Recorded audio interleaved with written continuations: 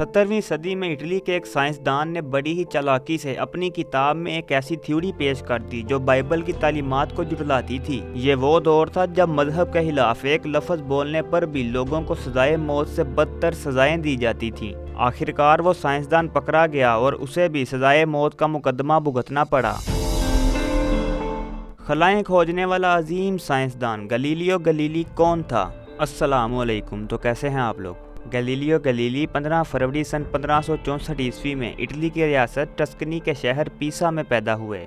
Galileo को जदीद फल्कियात और जदीद तिबियात का बाप भी कहा जाता है। दोस्तों, एल्बर्ट आइंस्टाइन ने गैलीलियो को फादर ऑफ मॉडर्न साइंसेस का खिताब दिया है। गैलीलियो का खानदान 1570 की दिहाई के शुरू में ही पीसा से फ्लोरेंस मुंतकिल हो गया। आपको एक दिलचस्प बात बताएं कि गैलीलियो के वालिद ने सन 1581 में फ्लोरेंस में गैलीलियो को तब की तालीम दिलवाने के लिए पीसा यूनिवर्सिटी में दाखिल करवाया, लेकिन वहां जाने के बाद गैलीलियो मैथमेटिक्स रियाजी के दिलदादा हो गए। इसी वजह से गैलीलियो ने अपने वालिद की मर्जी के खिलाफ जाकर सन 1585 ईस्वी में बगैर डिग्री हासिल किए ही यूनिवर्सिटी छोड़ दी और रियाजी और फलसफे की तालीम हासिल करने लगे। गैलीलियो को अरस्तू का फलसफा बहुत पसंद था। इस दौरान गैलीलियो ने तकरीबन 2 दिहाइयों तक हरकत का मुतालिया किया। दोस्तों, गैलीलियो ने कशिश शकल के बारे में कुछ थ्योरम्स पेश किए जिनकी वजह से गैलीलियो ने उस वक्त के रियाजीदानों में खासी शोहरत हासिल कर ली। इसके अलावा गैलीलियो ने अपना रोजगार चलाने के लिए मुख्तलिफ यूनिवर्सिटीज और दूसरे तालीमी इदारों में लेक्चर देना भी शुरू कर दिए। मशहूर सवाने निगार विंसेंजो बेवेनी के मुताबिक सन 1589 यानी 1589 में गैलीलियो जब पीसा यूनिवर्सिटी में रियाजी के डिपार्टमेंट के हेड के ओहदे पर फराइज सरंजाम दे रहे थे, तब उन्होंने एक महसूस किस्म की ऊंचाई से 2 मुख्तलिफ किस्म के जिसाम को गिराया। दोनों जिसाम तकरीबन एक ही वक्त में जमीन पर पहुंचे। इस मुशाहदे ने गैलीलियो को काफी परेशान किया, क्योंकि यहाँ गैलीलियो का तजुर्बा उसके पसंदीदा फिलासफर अरस्तू के फलसफे यानी जब एक जैसी ऊंचाई से 2 मुख्तलिफ किस्म के वजन के जिसाम को गिराया जाए तो जिस जिस्म का वजन ज्यादा होगा वो पहले जमीन तक पहुंचेगा। गैलीलियो का मुशाहदा इस फलसफे की नफी कर रहा था। इस वजह से गैलीलियो को अपनी यूनिवर्सिटी में बहुत तनकीद का सामना भी करना पड़ा।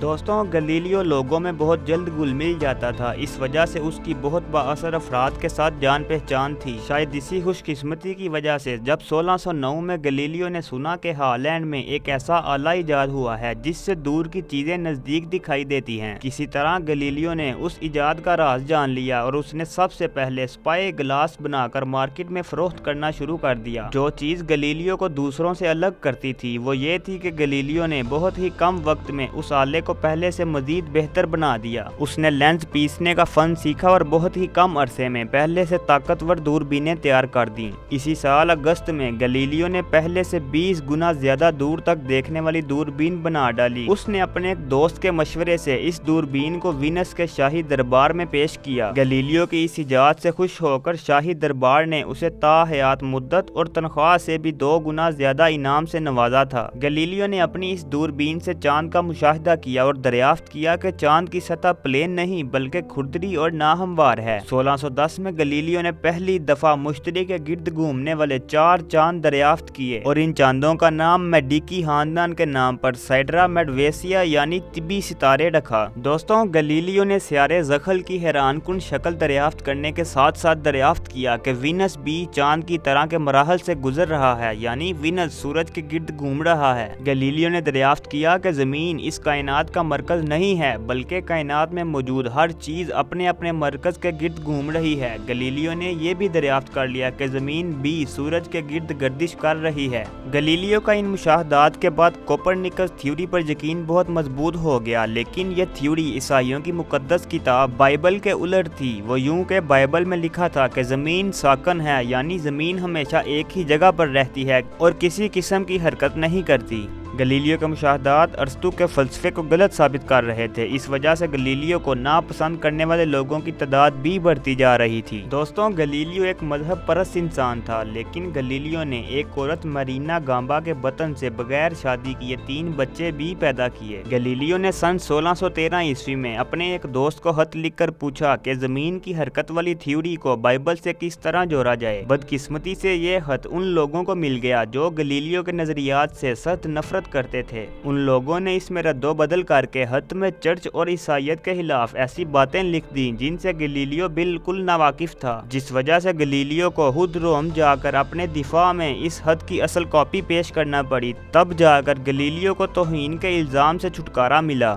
1616 عیسوی میں رومن چرچ نے کوپرنیکس تھیوری کو مذہب کے خلاف قرار دے کر بین کر دیا اور اعلان کیا کہ اگر اب کوئی بھی اس تھیوری کے بارے میں بات کرتا ہوا پکڑا گیا تو اس کی کم سے کم سزائے موت ہوگی۔ دوستوں، گلیلیو کو اپنی کتاب کائنات کی تھیوری لکھنے کے لیے بذات خود روم جا کر پوپ سے اجازت طلب کرنا پڑی اور آخرکار 6 ملاقاتوں کے بعد گلیلیو کو کائنات پر کتاب لکھنے کی اجازت تو مل گئی، لیکن ساتھ ہی پوپ نے اسے خبردار بھی کیا کہ اس کتاب میں کوپرنیکس تھیوری کو صرف خیالات کی طرح ہی پیش کیا جائے، اس تھیوری کو حقیقی تصور دینے کی کوشش بالکل نہ کی جائے۔ گلیلیو نے ایسا ہی کیا اور 1630 میں ایک کتاب لکھی جس کا نام تھا دنیا کے بڑے اعظموں کے درمیان مباحثہ۔ 1632 عیسوی میں فلورنٹائن سینسر کے ذریعے اس کتاب کو شائع تو کر دیا گیا، لیکن بہت جلد ہی گلیلیو کے مخالفین کو اس بات کا اندازہ ہو گیا کہ گلیلیو نے خیالی انداز میں ہی صحیح لیکن کوپرنیکس تھیوری کو صحیح ثابت کر دیا ہے،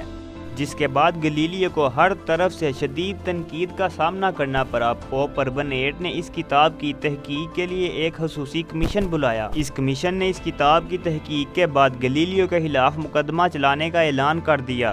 اس مقدمے کے بعد گلیلیو کو تا حیات قید کی سزا سنا دی گئی، لیکن چرچ نے گلیلیو کو ایک آخری موقع دیا اور کہا کہ اگر تم کوپرنیکس تھیوری یعنی زمین کی حرکت کرنے والی تھیوری پر لعنت بھیج کر اس کا انکار کر دو تو تمہاری سزا میں کمی ہو سکتی ہے۔ گلیلیو نے بالکل ایسا ہی کیا، لیکن ابھی بھی گلیلیو کوپرنیکس تھیوری پر ہی یقین رکھتا تھا کہ زمین حرکت تو کرتی ہے۔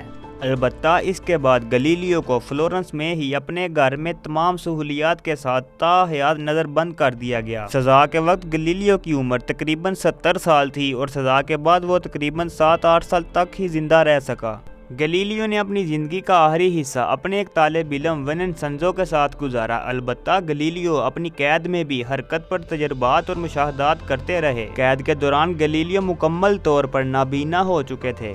8 جولائی 1642 میں سخت بیماری اور دل کی دھڑکن خراب ہونے کی وجہ سے گلیلیو فلورنس میں ہی دم توڑ گئے۔ دوستوں، گلیلیو کی موت کے وقت بھی گلیلیو کے ساتھ صرف ان کا ایک طالب علم ونسنزو ہی تھا۔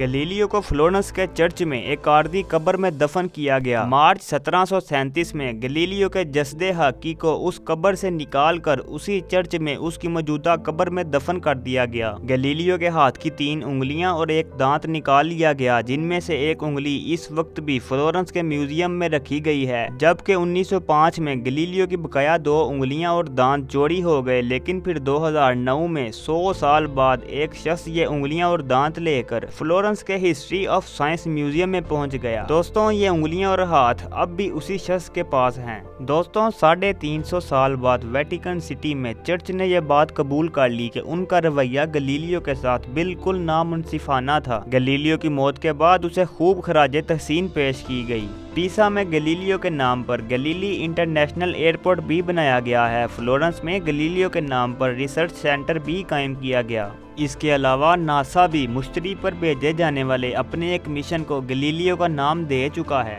تو دوستوں، تاریخ کے اس عظیم سائنسدان گلیلیو گلیلی کی بائیوگرافی آپ کو کیسی لگی؟ اگر آپ کو یہ ویڈیو اچھی لگی ہو تو ویڈیو کو لائک اور ہمارے چینل ریممبرنگ گولڈن ایجز کو سبسکرائب کر کے بیل آئیکن پر بھی کلک لازمی کریں۔